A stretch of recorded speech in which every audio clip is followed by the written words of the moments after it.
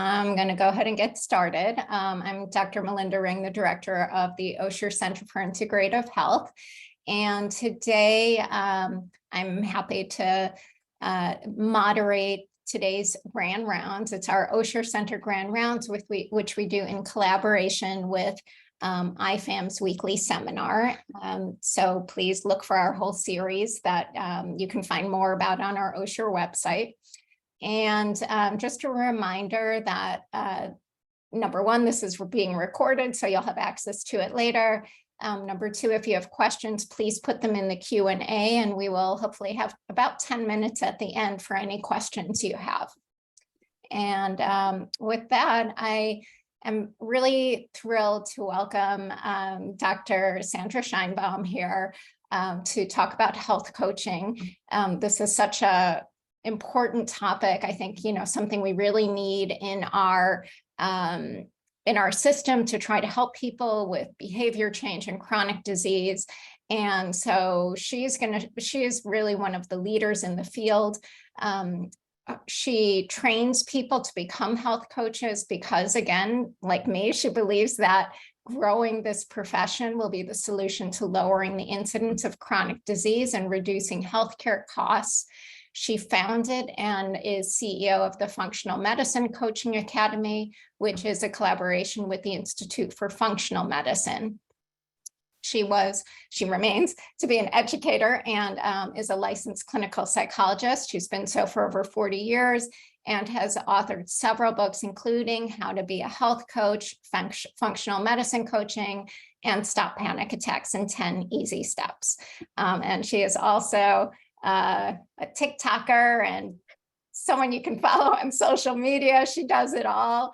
And with that, I will turn it over to you. Thank you so much for being here. Well, thank you, Melinda, for that very warm introduction. It is a pleasure to be here. We're going to talk today about health coaching essentials.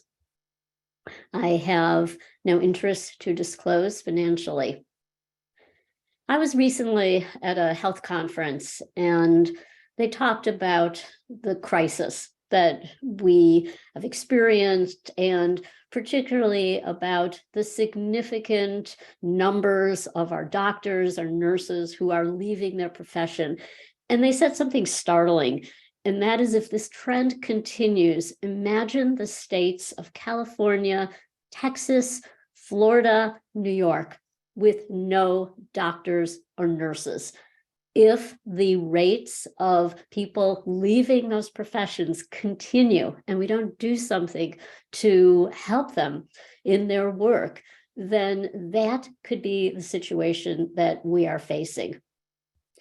So for many in healthcare, this is not what they dreamed about.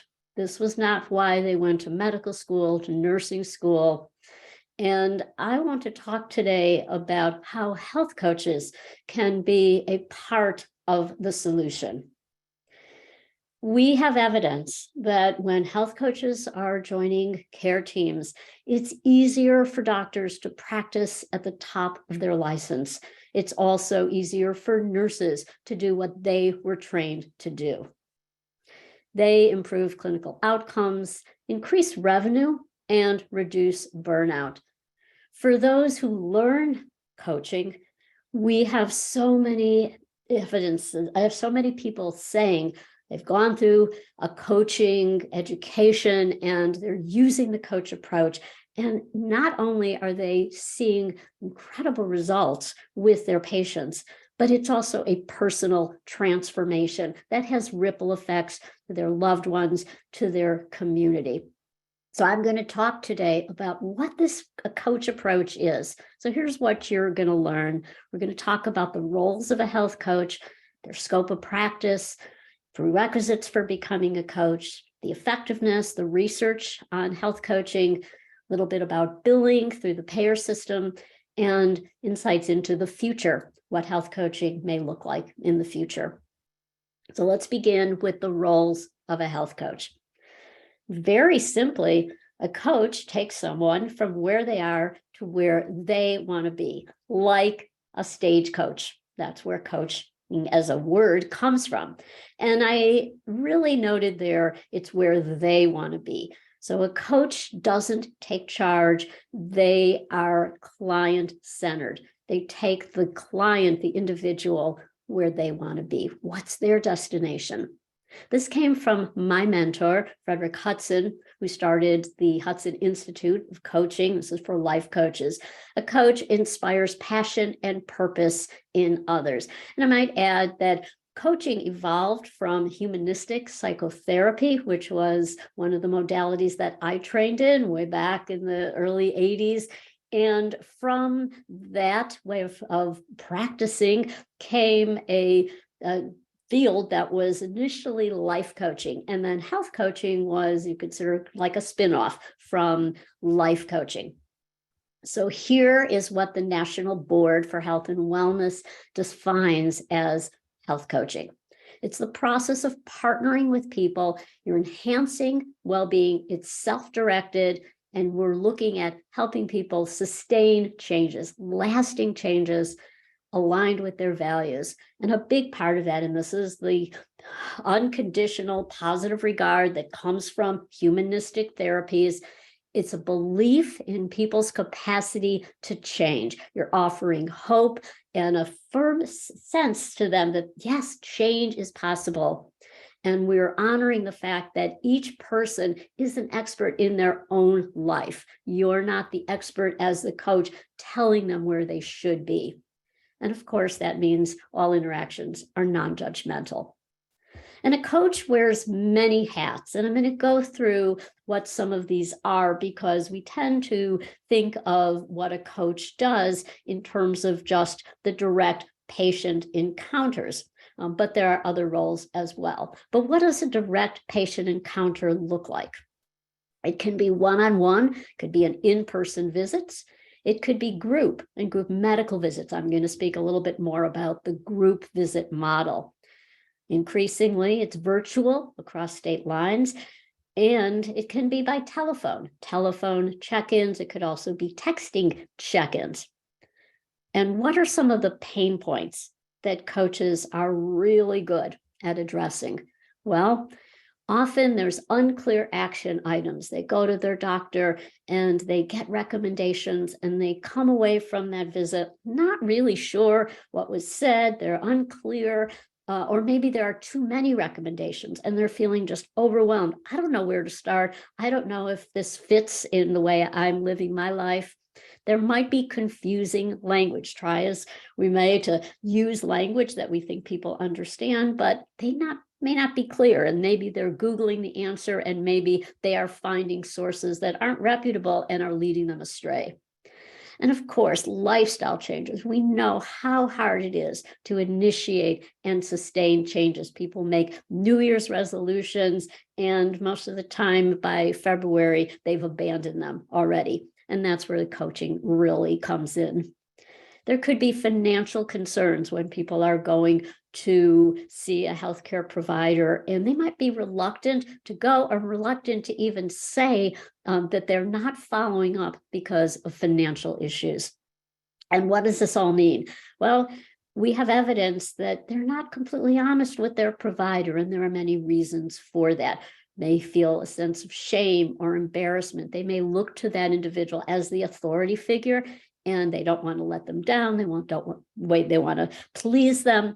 And they see the coach more like a peer. And so they're much more honest to say, oh yeah, I know, I did have that bag of Oreo cookies and finished them last night, whereas they might not tell their doctor or their nutritionist about that. So first and foremost, what does a coach do? We train them to be listeners. That's active listening. And for the time that a coach is in that encounter with that individual, be it in person or virtual, it's their whole world. It's focused exclusively. It's active, mindful listening. And just that is therapeutic and healing. And then they ask questions. Typically open-ended questions. And often they are deep-seated questions about meaning and purpose. What do you want your health for? What matters most? What brings you joy? And then as people start to describe what that is, Then you can segue to a conversation about what are you willing to do today to make that happen in the future. And then you dig into the specifics. Coaches are allies and they're accountability partners. And we often hear people say, oh yeah, I was just about to buy that at the grocery store. But then I heard your voice as the coach in my head. And I realized, oh no, that's an ultra processed food. I don't need it. Or I want to make sure when I have my next time with my health coach that I follow through. I made a pact, made an agreement that these are some of the things I'm going to do. I'm going to go out and take my walk, for example. Coaches are educators as well. So they are providing information when they are asked to do so. But many coaches do serve as educators. They can write books or blogs or give lectures. And so they're providing education that is evidence-based.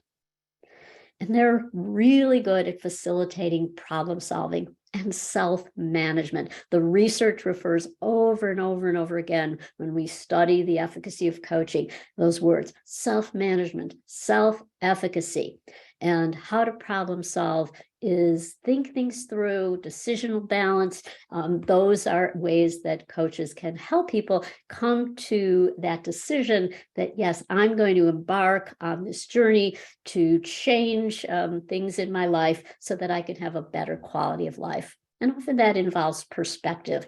It means seeing the big picture, looking at what your problem, you're telling yourself that this is an issue for you, and you zoom out and you see that perspective, that perhaps looking to your past, that, yeah, I've been in similar situations and I used courage. I used that perseverance, curiosity, love of learning. These are character strengths, the positive psychology, where you help people to identify what is best within them and use that perspective to know that they can use those strengths. And also that with the passage of time, what may seem like a big problem now will be really not as important in the future. They may not even remember it. So often it's resolving ambivalence to change, because change is so hard, especially when we're talking about things like changing what you're eating. We're talking about what it's like, how that influences your family, your cultural ties. You may be tied in to certain patterns of eating. You're looking at your peers who might be going out to eat with you. And if you're suddenly making different choices, what is that going to mean in terms of the relationships impacting that social network? And so resolving ambivalence, getting that support for the choices that they are making that might not be choices that are going to make their family members happy, for example, and keeping the goals realistic. And often that means tiny ones. BJ Fogg, Tiny Habits, is a wonderful resource, and it's celebrating those tiny wins. And a coach is the one who really helps people to identify where they want to start, no matter how small. I'm going to go, I'm going to buy my sneakers because the ones I have are worn out or don't fit me well. And so that's step one. I'm going to do that. Or maybe it's even not even gotten buying them yet, but I'm going to look for ones that I'm going to go online. I'm going to identify a brand that might be right for me. And so it's, no matter how small that might be, it's celebrating that step. If you actually did that, I found a company that these shoes are on sale and I bought them. That's great stuff.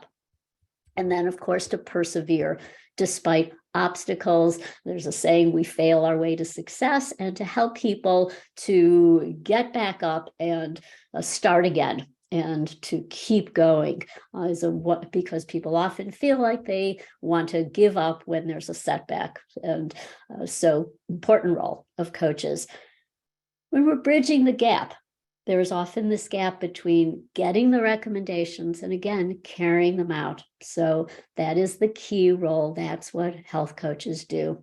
And what are those lifestyle changes we're talking about? We're talking about modifiable lifestyle factors. So what you choose to eat, your exercise and movement throughout the day, sleep, how much sleep and how do you value sleep, and helping people to have a different relationship with sleep. And then stress, how do you deal with all the potential stressors that are out there, and meaning and purpose in your life, your relationships, the quality of those. So those are some of the things that coaches will intervene for. And this is a big one, and it's become increasingly so. Now, it used to be pre-pandemic, 10% of people would self-report being depressed or anxious, and now it's 40%. So coaches are not therapists, and I want to be really clear on that. But increasingly, they are being called upon to provide emotional support. We have a shortage of licensed mental health clinicians.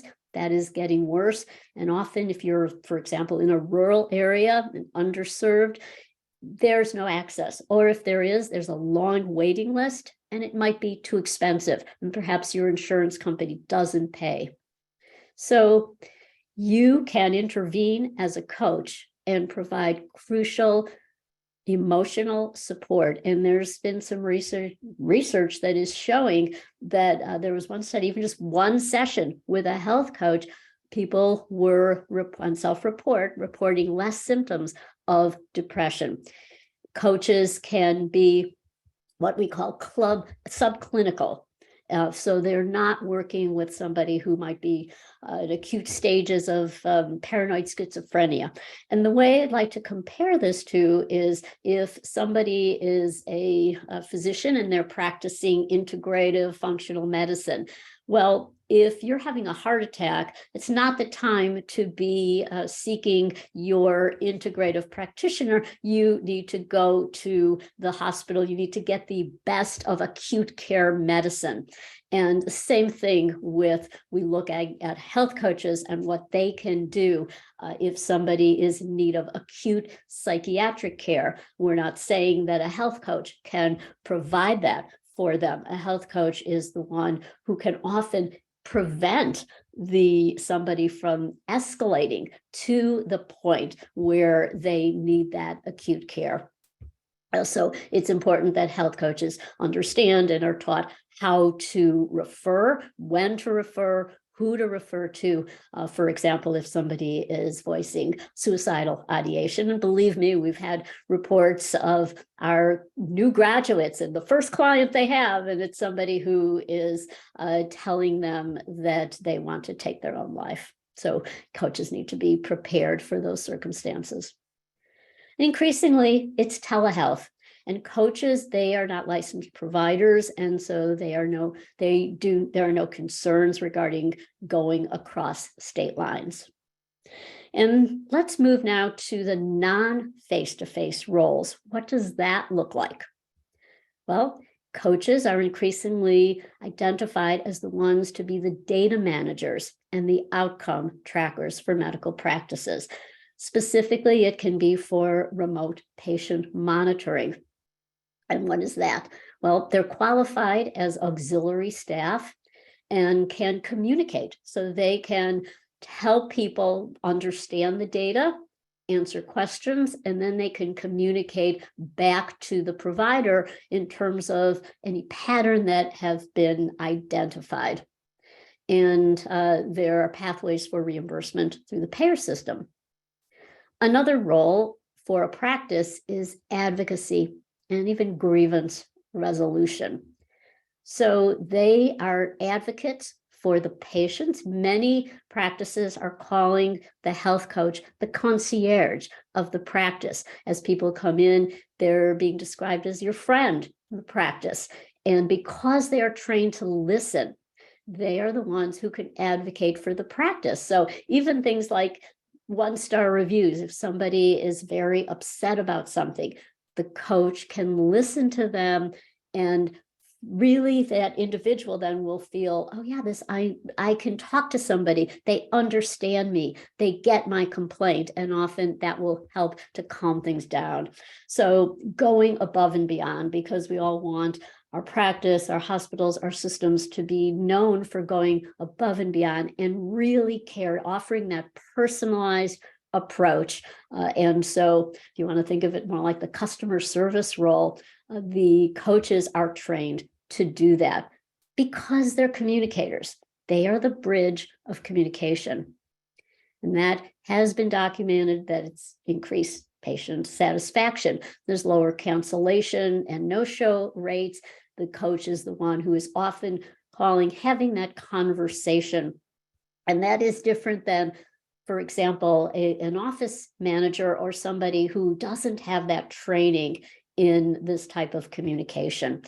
So scheduling, higher retention rates, and we don't want to be chasing people for preventative procedures, and especially post-pandemic where people hadn't come in for those procedures, and the coaches are the ones to help with compliance, really find out the why through those open-ended questions, why somebody is not coming for those important preventative procedures. So the bottom line is people don't feel ignored, they feel taken care of. I've been hearing a lot lately about community health workers, and we're really all interested in making care more accessible to people who are marginalized and underserved. And we need more health coaches who are representing these populations, who can be serving them peer-to-peer so that they can really relate to what are the issues that they are experiencing. So I think we're going to hear a lot more about community care workers.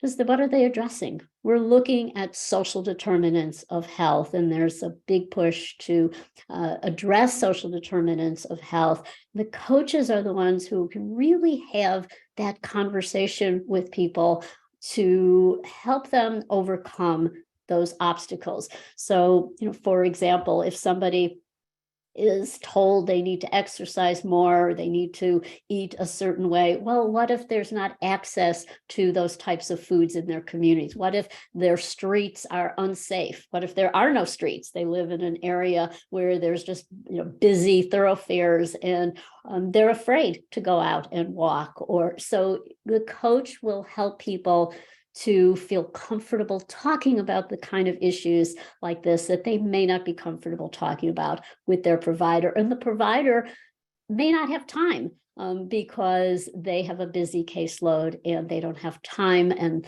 to talk about these kind of issues, whereas the coaching relationship is much longer in terms of time, and so these things will come out. So let's go into now the scope of practice of a health coach, starting with what is not the scope of practice. They do not diagnose or treat any condition, and that is really important. They are not licensed providers trained to do so. Similarly, they don't develop treatment plans. So they may be asked to do so, but they are not. Somebody might come and think that they're going to develop a plan, like tell me what to eat. They also do not order or interpret lab tests. Now, there are some rogue people out there who are advertising or are trained to do that. And if you encounter someone like that, know that that is not in the scope of practice. They can help people in terms of education. If somebody says, oh, what does this mean? Can you explain this? And particularly if they're working on a medical care team, they can explain the results that are in more of a general term, but they don't personalize those interpretations unless they are in a practice where they are telling somebody what the doctor has already interpreted. Similarly, they don't recommend supplements or food plans or exercise plans. What is most important and valued, that they are the behavior change specialists. They're on the care team, or if they are running their own business as a health coach, they need to have a big network that they are growing, where there are nutritionists, psychologists, exercise, personal trainers, for example, and doctors with different specialties, so that they can refer when somebody is they are working with or someone comes to them, they will refer out. I used to do that when I was a health psychologist. So I would frequently see people who were in need of couples therapy. Well, that wasn't my specialty. And so I would give them names of people that I worked with, collaborated with, who did offer couples therapy. So what does a coach do? What is the process, that coaching conversation?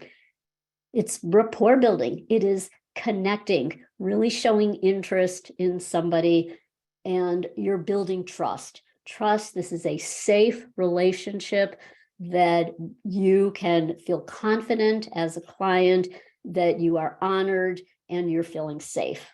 It's a relationship. It is a very deep-seated relationship that develops between coach and client. And I might add that this is powerful and healing for the coach as well. That's why people, when they're surveyed about what they like about being a coach, they say that aha moment when a client gets it and decides to change, that is so rewarding for me. And I'm feeling like I'm transformed by being part of that, by witnessing it.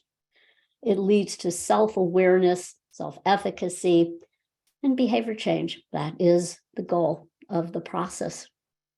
So what do we need to become a health coach? People often ask, or we often see job descriptions that you need certain requirements in healthcare. And actually the idea, that's wrong. We do not need prior training. In fact, and Dr. Mike Arlosky, who has Real Balance Coaching, talks about this, that sometimes the best coaches are those with no experience in a healthcare field. They might be career changers. They might have been stay-at-home parents, and now they are getting back into the workplace. And the reason is because often the experts, so we have medical doctors who train as coaches, and they often struggle with the coach approach because they're so used to telling people what to do. And so they often may find the process of coaching harder than those who are new. Often what ties people together to be coaches is they have a calling. They have a calling to serve others.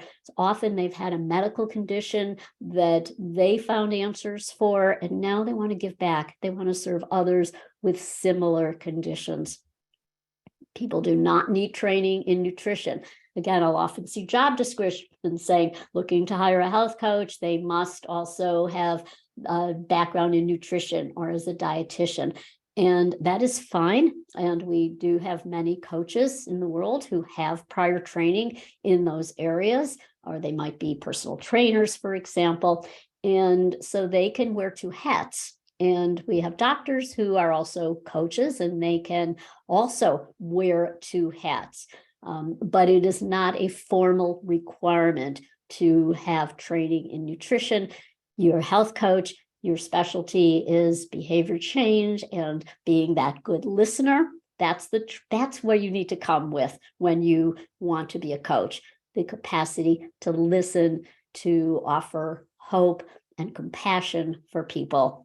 And you can collaborate and you can refer to people. The ideal is a care team that has dietitians and psychologists and physical therapists and other specialties and health coaching. So let's get into the effectiveness of coaching. We have a lot of research, and I want to share our own coaching advancement initiative. So IFM, Institute of Functional Medicine, has an introductory course called AFMCP, and we've partnered with them to deliver 5 coaching sessions for our graduates who are paired with their trainees from IFM. And this is the first phase. We've had participants go through, we tracked outcomes with the Promise 10, and we had clinically meaningful increases on those measures. And the medical symptoms questionnaire is a self-report measure that was developed through IFM, and that's reflecting physical symptoms, which also improved dramatically. So we concluded that health coaching has been associated with clinically meaning improvements in self-report measures. And we are currently conducting a randomized controlled trial of this process. So results will be available shortly. And what was profound and what really got me was what people were saying. And here's just a few.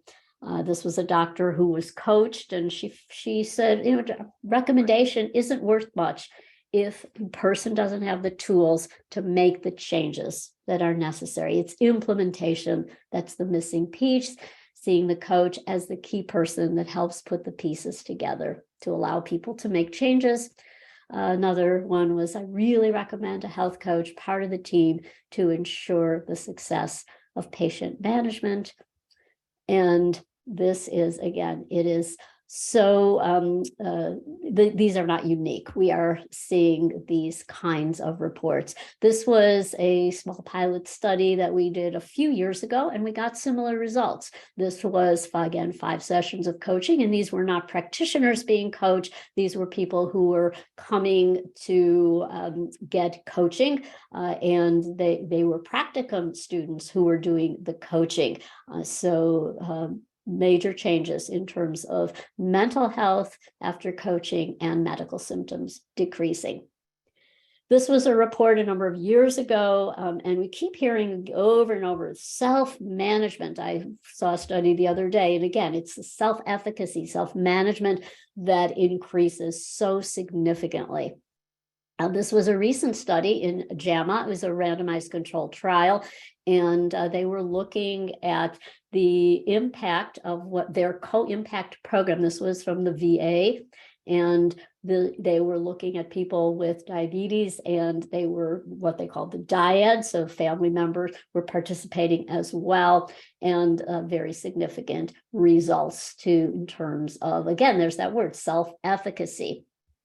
And similarly, this was another recent study that looked at a multi-intervention approach. They looked at personalized nutrition, fitness, lifestyle modification, health coaching, and significant improvements in hemoglobin A1C, glycemic control, and weight loss, again, with type 2 diabetes.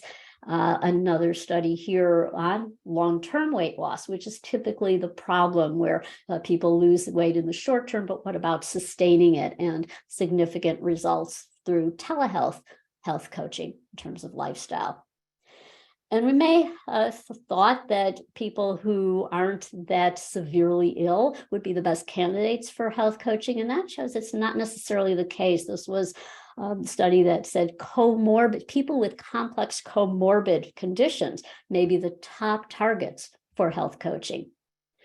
They're calling this capacity coaching, and it is now a well-respected discipline. So capacity coaching is living with multimorbidities and organizing their care and the effectiveness of health coaching. This was in Mayo Clinic proceedings. So literature review showed that conclusion, health coaching has the potential to improve chronic disease management and lower costs. There's been reports of it benefiting the practitioner, as we know. This is a severe problem. We want to look at all we can do to reduce burnout. This came from a report in 2020. This was published just at the height of the pandemic, but they were looking at pre-pandemic and said that when you integrate health and wellness coaches, it's benefiting not just the patients, but it is the practitioner and the ancillary staff as well. So you're creating a different community environment in the practice when there's a health coach. There's been a number of studies about what happens when delegates or physicians delegating routine functions to staff members, such as health coaches. Many things that they can do to look at the process of coming in at the beginning, greeting people, having them fill out certain intake forms, and then starting a conversation about that. And this was a study about not only was there improved blood pressure control, but time spent by physicians decreased. And also trust in the practice. This was looking at primary care, and when there was a health coach, trust in the practice increased. And they reported, this was another study, that they were more likely to refer friends and family to practices. Now, why would that be? Well, again, it's what I referred to earlier. It's talking to people, they're feeling heard when they don't have those grievances that might be simmering because they can't get anybody to listen to them, especially a large, busy clinic or practice. And so that's why they're feeling like, yeah, this is a place that's going above and beyond. I feel heard, I feel taken care of, I have enough time with my coach, and they're referring people to the practice. So again, here's the capacity coaching. It shows that coaching is accepted it's increasingly accepted as a viable profession. In fact, so much that we can look at movements, very exciting developments in billing for coaching through the payer system.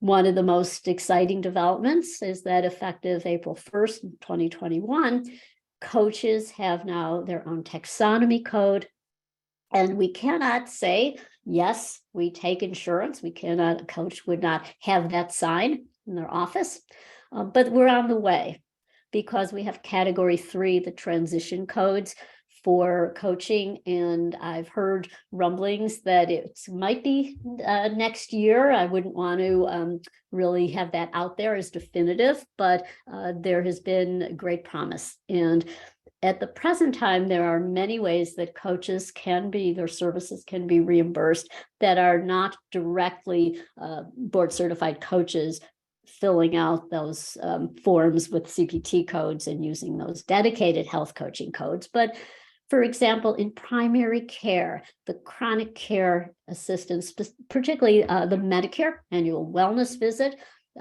coaches can be involved with the personalized prevention plan, health risk assessment. What might that look like? Well, they're assisting in the data question, the questionnaires. They might be going over questionnaires with patients, and all this takes the pressure off physicians.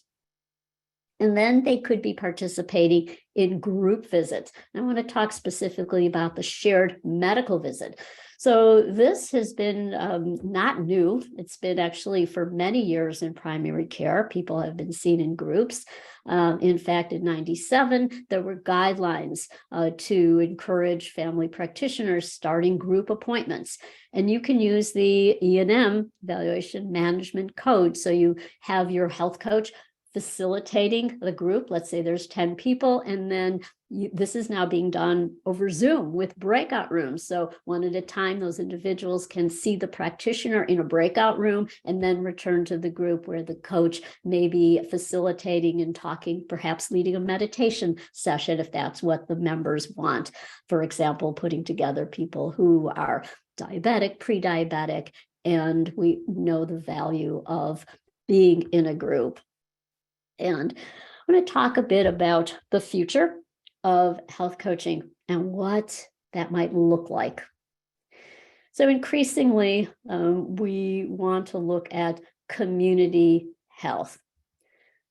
And coaches, we can see them as community health workers. I heard recently that the statistic, 80% of health happens outside of the doctor's office. We have our acute care, but where does health happen? Where people are making decisions in their kitchen, they're in the grocery store, choosing what foods to purchase, on walking paths. That's where the health happens. And it's where coaches can really be in the community, inspiring people, supporting them, and helping them to be accountable. We're seeing increasingly care facilities or people are looking at a way of having home health initiatives when coaches can certainly be a big part of that. Partnerships with retail outlets. We're seeing the growth of healthcare being offered where people are. And this is particularly true in rural areas where people do not have access to the best medical facilities. And how can there be partnerships with these retail outlets? And again, many of these centers are talking about hiring health coaches. And I want to emphasize again, subclinical mental health care and how important that is. And just imagine people being trained as health coaches to offer support. I came across an article recently that was talking about West Africa. Now, West Africa, their facilities, they do not have the great mental health care in terms of the numbers of, if we have a shortage of people working as licensed mental health practitioners. Well, think about West Africa, where that hardly exists. What they're doing in some of these countries, they gave an example, which I thought was really cool because I'm a recent grandma, and they're training grandmothers, giving them courses in how to intervene and how to listen and how to support people so that they can go out into their communities and connect with people who might be suffering and helping them so that they will not need that acute care for mental health issues. And that really inspired me. I said, yes, we have to train all these grandmas. In fact, I have seen people, we have somebody who is a graduate, and she works she lives in a care facility, and she's in her 80s. And she's inspired now to be that one in her community, helping people, supporting them, particularly in cognitive health. And so that is that desire to give back, no matter what type of career you've had or where you are now, and helping people at the highest level. And of course, that for this graduate, it's her mission and purpose, and is so key to her energy and vitality and overall health. So with the end of the day, what coaches are doing is empowering people to take charge of their health. Where somebody has that moment where they say, yes, I can do this. They see what's possible. And now they know that they have support, that they're not out there alone. We hear so much about AI, and there's so many companies, digital health companies, that are offering assistance. And I firmly believe that we can have the human element plus AI. Health is not, yes, bots. You can get motivation from a text or an alert from a bot, but that human element, I firmly believe, will never go away in the future. And I just heard a talk by the CEO of one of the big digital health companies, and she said the same thing. We need that human element.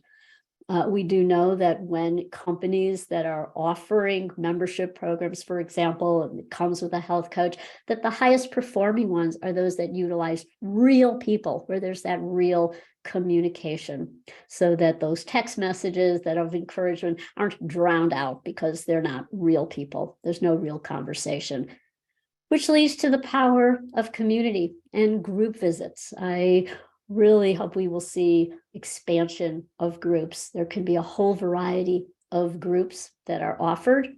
My colleague, Dr. Jeffrey Geller, who runs the Integrative Center for Group Medical Visits out of it's Lawrence, Massachusetts, and he's got groups going on all day long. And he says, I started group visits to treat loneliness and bringing people together in community, where the community becomes the medicine. They're supporting one another. They feel that change is possible because others in the group have demonstrated that. But most importantly, they don't feel alone. And loneliness is an independent risk factor, as dangerous as smoking. So together, we can facilitate change. Teams of healthcare providers offering that change, where the patient also has a seat at that table, and the health coach is the one who is ensuring that that patient at the table is heard and their voice is accounted for. Dr. Cheng Ran says, we consider coaching the most powerful tool that our practice has. And what about the coach? Well, here's one of our graduates who says, Coach, becoming a health coach fulfilled both my personal and professional passion. I feel it's my greatest opportunity and gift to the world to help others feel empowered to make meaningful differences in their lives. And I think that just about says it all in terms of what health coaching does for the coach and the people they work with and serve. So now it's time for some Q&A. Thank you so much for that broad overview of what's a growing topic, and there's so much to cover. I think you gave a really compelling argument. I know we're probably talking to the believers for the people who are attending. So there were a few questions that came up, and so not surprisingly, the question of reimbursement and what's the current state of reimbursement for coaching from insurance, Medicaid, Medicare, and then along with that, there was a question of what is an average salary of a health coach? Sure. So that's the financials. Yes, and that is every talk I give, that is the most frequently asked question. And I think the answer to that is still a lot of questions, because the rules and regulations can change even daily. So what I'm going to say is what we know so far, but I didn't check the coding changes this morning, and it may have already changed. So it's important to just know, to keep abreast, and what we do know is that practices are being reimbursed for remote monitoring. That Medicare is very committed to seeing health coaches as auxiliary staff that will be monitoring. So it's these non-face-to-face roles as data manager that can be reimbursed for. I am not a billing specialist, so I can refer you to somebody who can provide further information on what are the specific codes. I think it would be best to speak with a billing consultant who is actually doing that work in billing. There are also coaches who are working with that chronic care management. There are practice and so the practice is billing. It's not the individual coach who is billing for the service. The practice, the clinic bills, and then they are paying the coach for that. Similarly, if it's a health and behavior intervention code, they've been using that with the coach. The coaches are also performing roles that, as staff, where there is no code that exists. So for example, if they are seeing somebody, they're sitting in. There's one practice that we know about in Connecticut, for example, and he's on our faculty, and he's been using coaches for years, and he has the coach with him with every intake or an orientation session to the practice. And what would a coach be paid? What is the average? It tends to be around anywhere from 60, 80, 90,000 for a salaried employee. But that varies so widely in terms of their experience and what area they are in, what part of the country, what resources. And for example, many people who are health coaches and they are running their own business, they might have packages where they are offering a group, so that, for example, groups of sessions, and they're sold that way as opposed to per session. We do expect that Category 1 will come into existence, and the AMA is working with the National Board for Health and Wellness Coaching on that. So I think that we're thinking that, again, sooner rather than later, that will exist. Group medical visits are another model where the practice is billing for, let's say, 10 individual sessions, that those people are in a group facilitated by the coach, and then the coach is paid from the amount that was collected from insurance. Yeah, got it. And I know, for example, the VA has now helped establish a code, at least for within their system, for health coaching, and hopefully they're one of the forerunners to getting this to be, by collecting the data. Yes. On such a massive scale across VAs that are utilizing health coaches, that hopefully that will help push for coverage more broadly. Exactly. Yeah. The codes that I had in the slide, those are the CPT category 3. They're dedicated health and wellness coaching codes. And what we're looking at is how many people are using them. So yes, thanks to the VA, a lot of people are using the codes. Right. Okay, great. But I think other than within those kinds of systems, for the individual patient, would you say that the majority in our country at this point is more of an out-of-pocket expense? Yeah. Yes. Okay.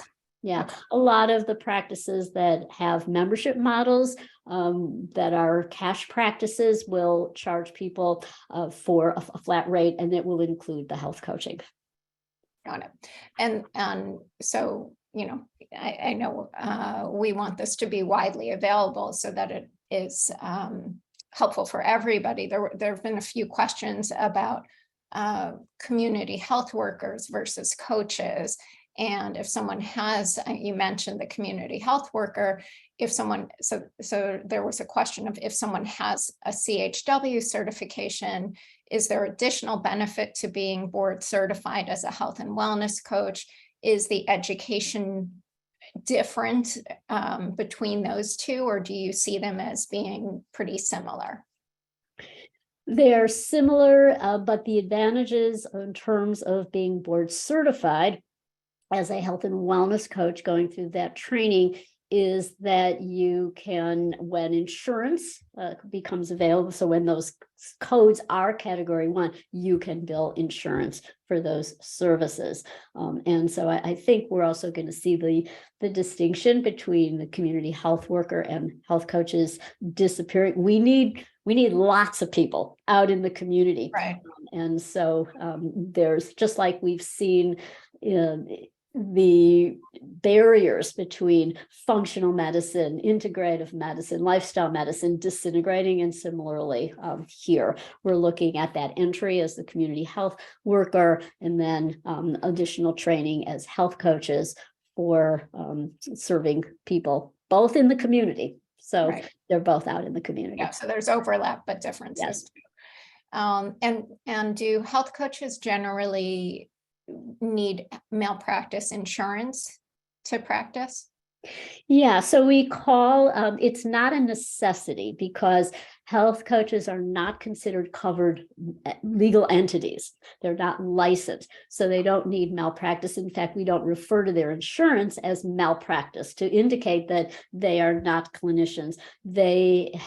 We highly recommend that they have liability insurance, and it's similar to a yoga instructor, for example, that might have that liability insurance. So that's what we would recommend, and it is compared to physician or psychologist malpractice, it is much less expensive. Mm-hmm. Okay, thank you. And then those were all of the asked questions. I wonder if you could just spend a minute to talk a little bit about the distinction between a functional medicine coach versus a health coach versus a life coach, because I think there may be some people who are watching this who are interested themselves in that, or are interested in hiring one for themselves. And so a little bit of guidance in terms of what the distinctions in those particular trainings are. Sure. There's definitely a lot of overlap. A life coach is focused on helping people with where they are in their life and where they want to be. So that's similar. That process might be the same. But people who are working with a life coach might be focused, for example, commonly on their career and getting work-life balance, for example, or how to deal with their boss at work. They might be an executive coach that has been brought on by the company to work with their executives in the C-suite, for example. So that out of that process of training, those programs, we have now this evolution to specifically health coaching, or sometimes it's called health and wellness coaching. And that would be where you're specific. Now, you may still be helping people with stress in their lives, work-life balance, where they want to be in 10 years in their career, because people are going to bring those issues into the session with their health coach. Health coaches are trained more specifically, though, on health and wellness guidelines.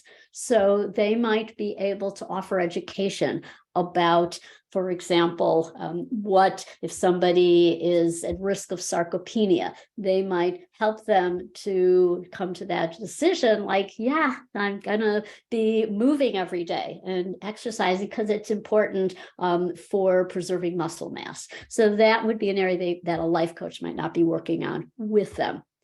And then where is the functional medicine distinction? So if they have training in functional medicine principles, then they are going to be helping people understand clinical imbalances that might be attributed to their toxic load.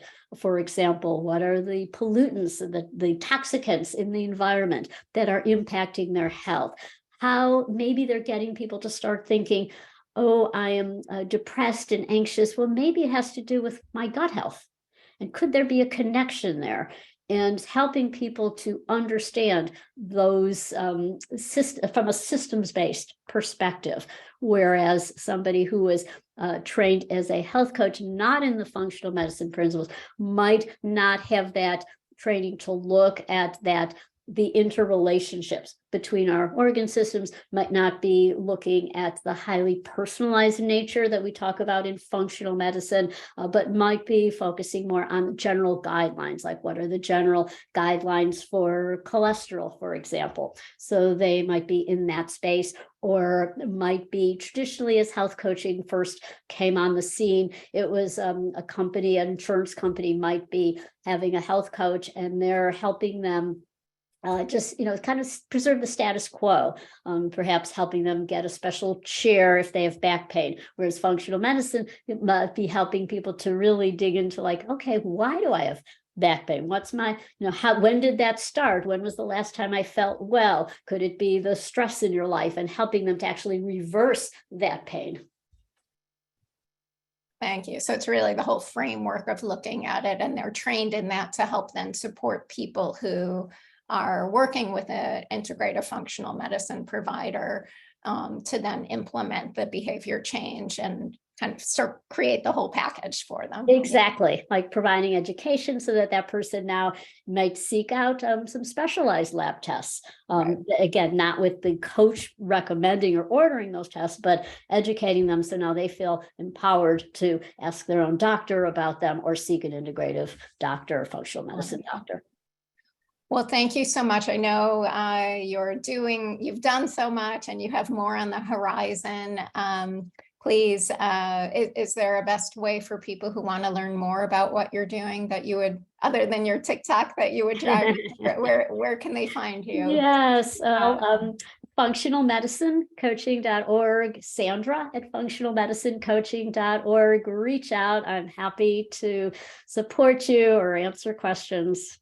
Okay, wonderful. Well, thank you so much for joining us for our OSHR Grand Rounds and IFAM Weekly Seminar. And everyone else, hope to see you next time. Thank you so much. It was a pleasure to be here. Bye-bye. Thank you.